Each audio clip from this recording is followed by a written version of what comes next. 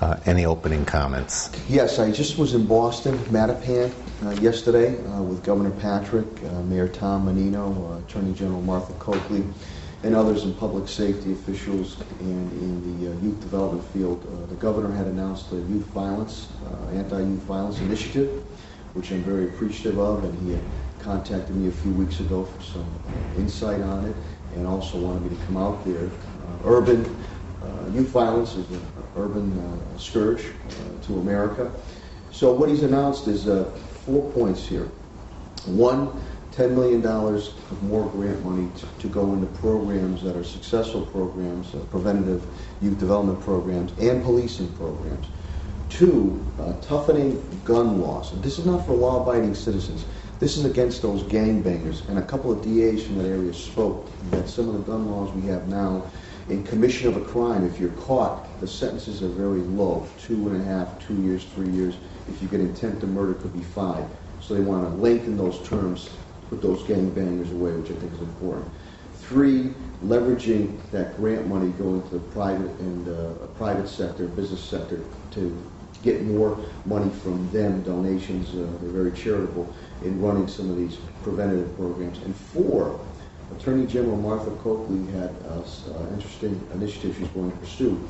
The RICO statute, or wiretapping, has been very successful in tackling organized crime from some years ago. They're looking to update those statutes on wiretapping and RICO statute to use them on these gangbangers and these loosely formed street posses in urban America and the Commonwealth of Massachusetts. So I think that's very, very important. That's a #1 issue. Youth violence, and we need the community buy-in. That was talked about there too. They need to be part of the solution. And on a good point, I was on, when I got back from Boston late yesterday afternoon, I was on Oak and Quincy Street. We continue our take-backing of our neighborhoods. I Blitzville with Habitat for Humanity and other nonprofit organizations in the city, where we're taking derelict properties, knocking them down, or vacant lots, and putting up single-family homes. And this continues on our Old Hill initiative. And this is truly how you start to take back a street in the corner. So we look to put even more houses up with families, proud families in there as we move forward.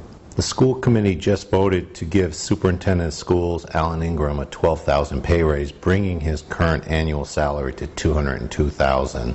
You, as school committee chairman, supported this raise. Given the city's budget hardships and some troubling statistics in the schools, why did you support this raise? Now, first of all, the majority of the school committee supported it. Second of all, it's in his contract, the contract that the Financial Control Board had put together. Dr. Ingram had deferred his last two cost of living raises for the past 2 years, and the raise was in accordance with other area superintendents across the area. More importantly, we have had some pockets of success, but there's obviously more that needs to be done. Dr. Ingram has been putting the foundation together for processes and activities that are going to strengthen us and make us stronger as we move forward.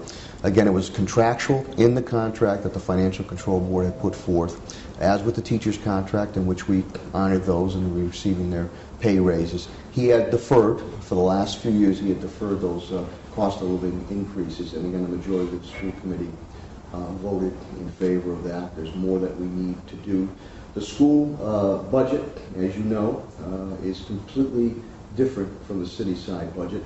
They're facing increases in their budget, where on the city side here, I continue to face 4 successive years of decreases. So it's a night and day version that proceeds there. But again, it's contractual. The Financial Control Board had okayed that contract. It was built into the contract. Dr. Ingram had deferred his past cost of living raises, and the majority of the school committee voted in favor of that. And again, we do have pockets of success.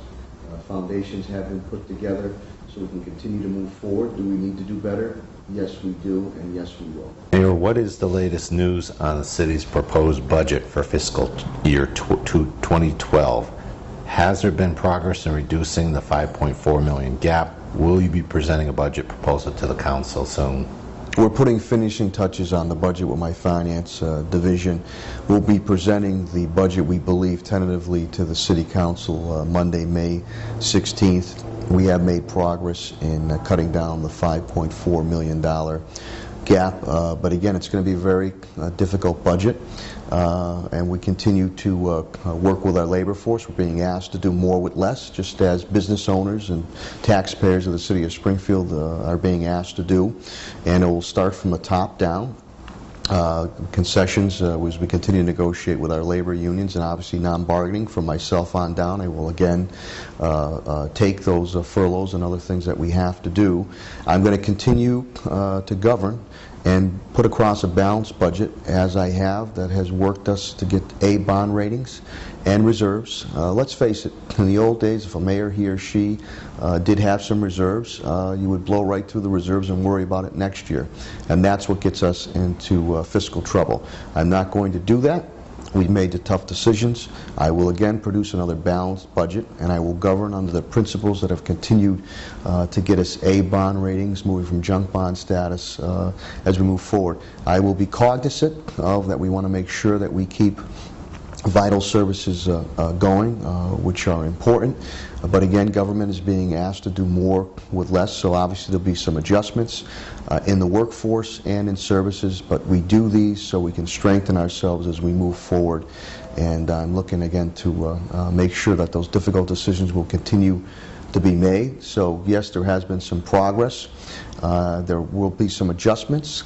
We look tentatively to present another balanced budget to the City Council May 16th, Monday, May 16th, and we move forward with a can-do attitude. Thank you, Mayor.